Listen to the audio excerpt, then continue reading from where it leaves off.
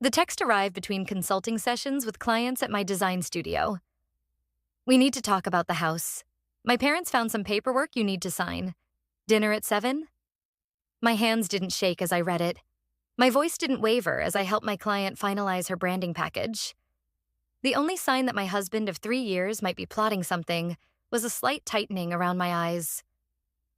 I waited until my client left, her new logo designs safely tucked in our signature navy portfolio, before typing my response. I'll be there. My name is Jenna, and at 36, I just received what would turn out to be one of the most calculating setups in history.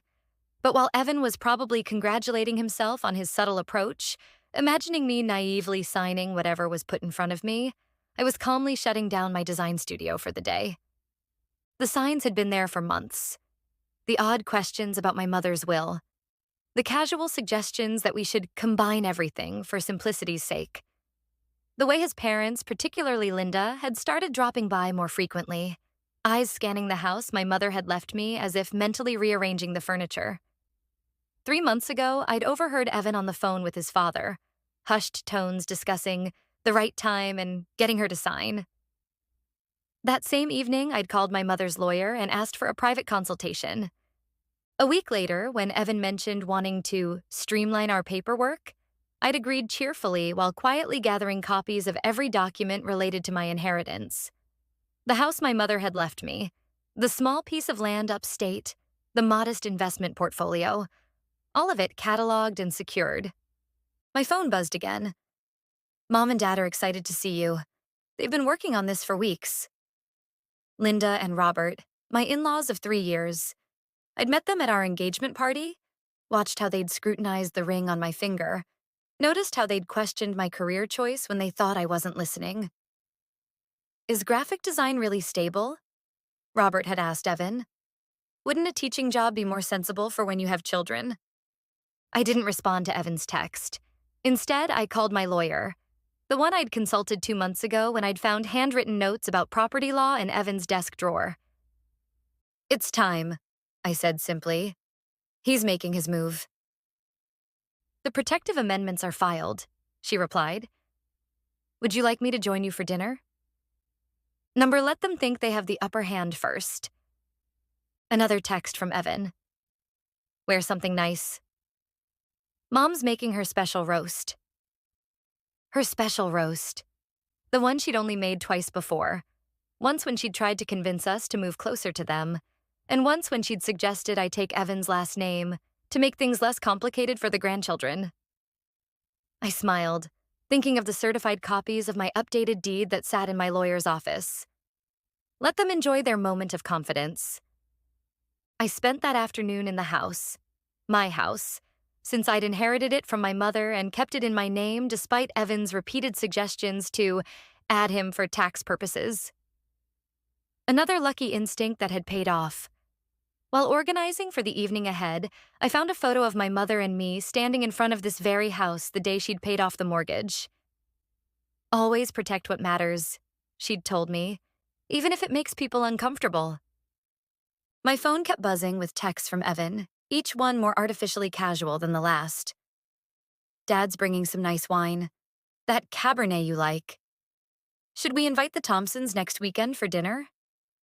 By the way, did you get that promotion you mentioned? I screenshot each message, adding them to my documentation folder. Let him build his false normalcy. My lawyer would appreciate the contrast with what was to come. The last text caught my attention. BTW, if you could bring your ID and that folder with your mom's will, Linda wants to show you something similar her mother did. Perfect. I called my friend Sarah, who happened to be a notary. Remember that favor you owe me? I need you to drop by my in-laws' house tonight around 8:30. Bring your stamp. What's going on, Jenna? I'm about to catch some inheritance hunters in the act. Sarah's professional tone couldn't quite hide her concern. Are you sure you don't want me to come earlier? Number, I want them to show their hand completely first. I dressed carefully for dinner. The blue dress Evan had once said made me look trustworthy. My mother's sapphire earrings, and a confident smile that revealed nothing of my preparations. I brought the folder they'd requested, but I'd made my own modifications to the contents. Linda opened the door with a too bright smile. Jenna, darling, come in. Robert just opened the wine. Their house was immaculate as always, family photos prominently displayed. Many recent ones of Evan, but our wedding photo noticeably absent from its usual spot on the mantel. An oversight? Or a sign of what was to come? Something smells delicious, I commented, handing Evan the folder he'd requested. Was it my imagination, or did his fingers linger on it a moment too long? Mom's outdone herself, Evan said, kissing my cheek. The gesture felt hollow, rehearsed. Dad wants to talk to you about something interesting he learned about property transfers. Right to business, then. Robert emerged from his study, reading glasses perched on his nose, several official-looking documents in hand. Jenna, perfect timing. I was just reviewing some paperwork a friend of mine put together. Did you bring your mother's will documents? I did, I replied, accepting a glass of wine from Linda. May I ask what this is about? Just some financial planning, Linda interjected smoothly. With the housing market as it is, Robert's been looking into ways to protect family assets. Family assets, I repeated, taking a small sip of wine. Well, yes, Robert continued, clearing his throat. What's yours is Evan's. What's Evan's is yours. That's marriage, right? I smiled politely. I suppose that depends on the asset in question. The roast was indeed delicious, but the conversation around it was carefully constructed. Linda mentioned her sister's recent divorce. Lost half of everything, poor thing. Robert discussed a colleague's estate troubles. Taxes are brutal without the right structure. Evan kept refilling my wine glass, which I pretended to drink from while actually taking the smallest possible sips. After dinner, Robert laid out the documents on the coffee table with the air of someone revealing a generous gift. We've been talking to our friend Marcus. He's an estate attorney, Robert explained. He pointed out that your mother's house, being your premarital property, is actually in a precarious position. Precarious? I asked, maintaining a neutrally interested expression. Tax-wise, Linda added helpfully. And should anything happen to you, there could be complications for Evan. These documents, Robert continued, sliding a stack toward me, would create a family trust that protects the house from excessive taxation and ensures a smooth transition should anything unfortunate occur. I glanced at the papers, immediately spotting phrases like irrevocable transfer and joint tenancy with rights of survivorship. This seems complicated, I said, feigning confusion. I'm not sure I understand all the legal terminology. It's standard boilerplate, Evan said quickly. Too quickly. Marcus assured us it's the best way to protect the property. Protect it for whom? I asked innocently. The briefest flash of annoyance crossed Linda's face before her smile returned. For both of you, of course, and any future grandchildren. Robert pushed a pen toward me. The sooner it's signed, the sooner everything's secure. We can have it notarized next week. Actually, I said, checking my watch, if this is urgent, I have a friend who's a notary. She's in the neighborhood and could stop by. The look exchanged between Evan and his parents was priceless, a mixture of surprise and poorly concealed alarm. Oh, that's not necessary tonight, Linda said quickly. I already texted her, I interrupted, pulling out my phone to show them Sarah's response. Be there in 10. The next few minutes were tense. Robert suddenly remembered additional documents in his study. Linda decided the dishes couldn't wait. Evan sat beside me, his hand on my knee, squeezing slightly too hard. This really is the best option, Jenna, he said quietly. Dad's friend is doing us a huge favor drawing these up. I placed my hand over his. I appreciate everyone looking out for me. The doorbell rang and Linda moved with unusual speed to answer it. Sarah entered, professional in her blazer, notary stamp visible in her handbag. Perfect timing, I said, standing to greet her. We have some documents that need notarizing. Robert returned, new papers in hand, his expression tightly controlled. Actually, I found an error in the drafts. We should probably reschedule this. Oh? I tilted my head. What kind of error? Just some terminology issues. Nothing major, but we should have Marcus review it again. I reached into my purse and pulled out my own folder. While we're all here, I actually have some documents of my own that need notarizing.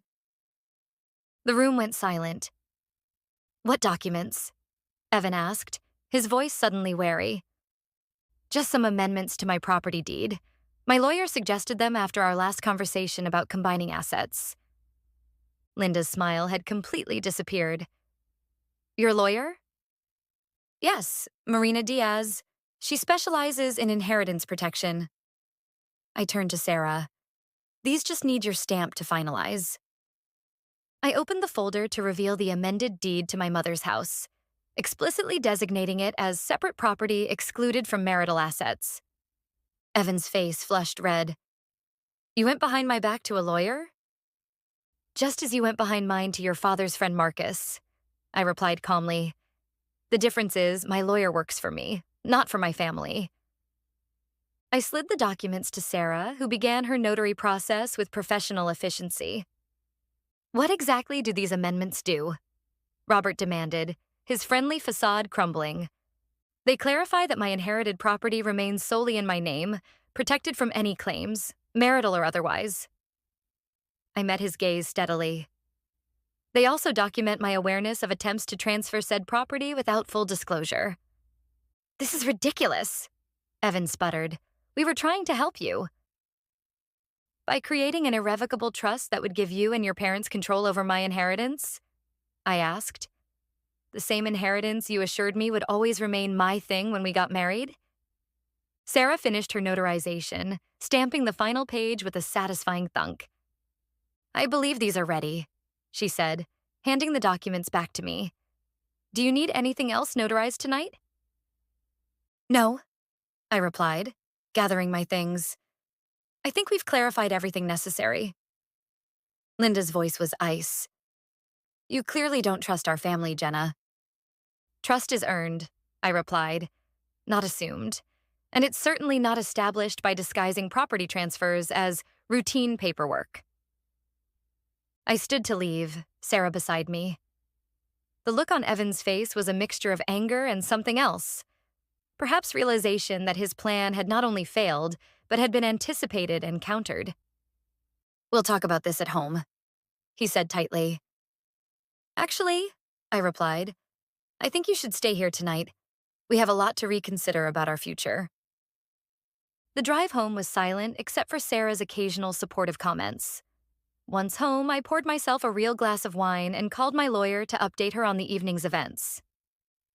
You were right, I told her. They had transfer documents ready for signature.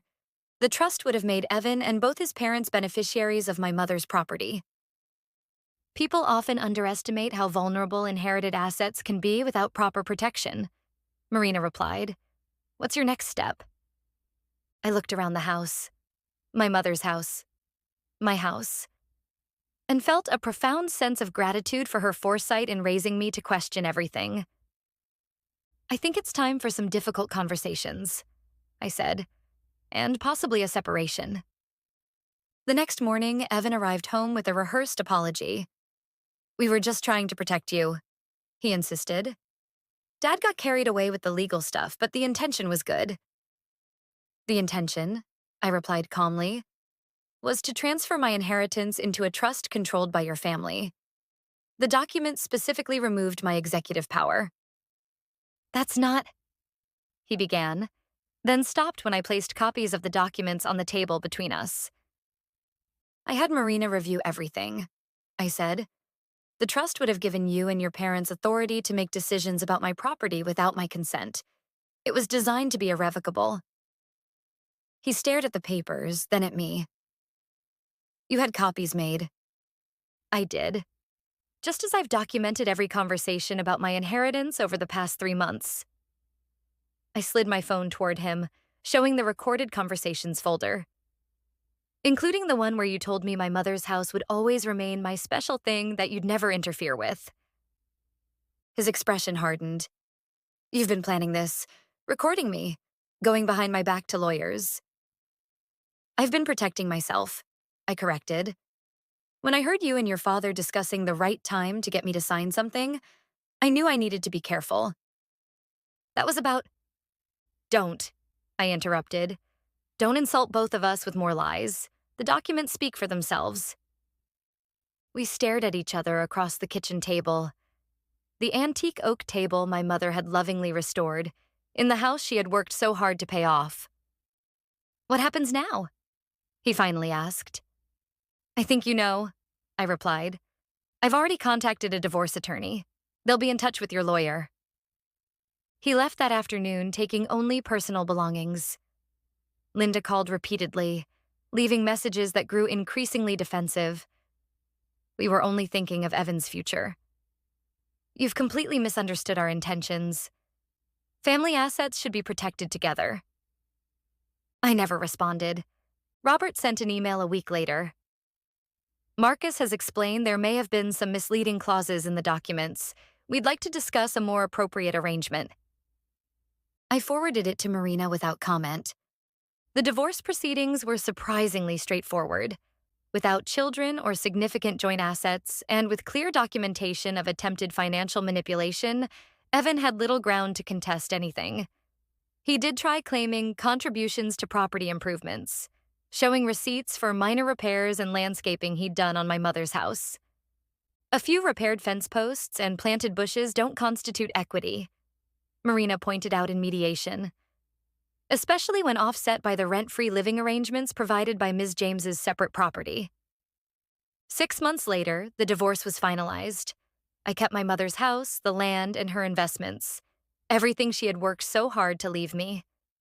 Evan received nothing but his personal belongings and the reminder that protection often looks like vigilance. A year after the failed paperwork dinner, my design studio had expanded. I'd hired 2 junior designers and taken on larger corporate clients. The irony wasn't lost on me. The career Linda and Robert had dismissed as unstable was now thriving. News of Evan's situation filtered back through mutual friends. He'd moved back in with his parents temporarily, then found an apartment across town. Linda had apparently tried the same family trust approach with Evan's brother and his wife, resulting in a family rift that was still healing. I kept the folder of documents, both theirs and mine, in my office safe. Not as a reminder of betrayal, but as evidence of my own strength and foresight. Below it sat a framed photo of my mother and me in front of the house. Her words now etched in my mind more firmly than ever. Always protect what matters, even if it makes people uncomfortable. 2 years after the divorce, I hosted a housewarming party for my newly renovated kitchen, a project my mother had always dreamed of completing.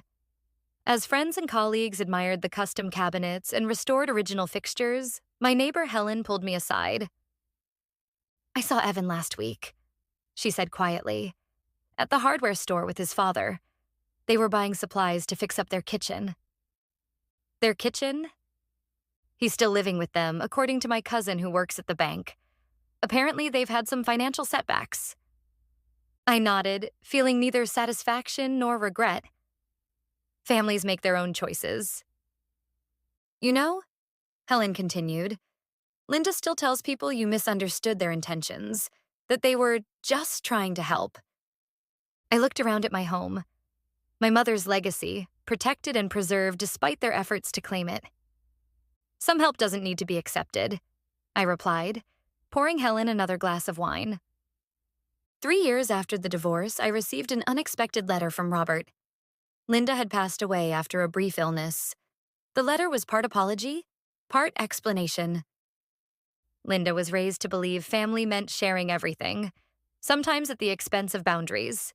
He wrote, "What we did was wrong. I see that now. She never could."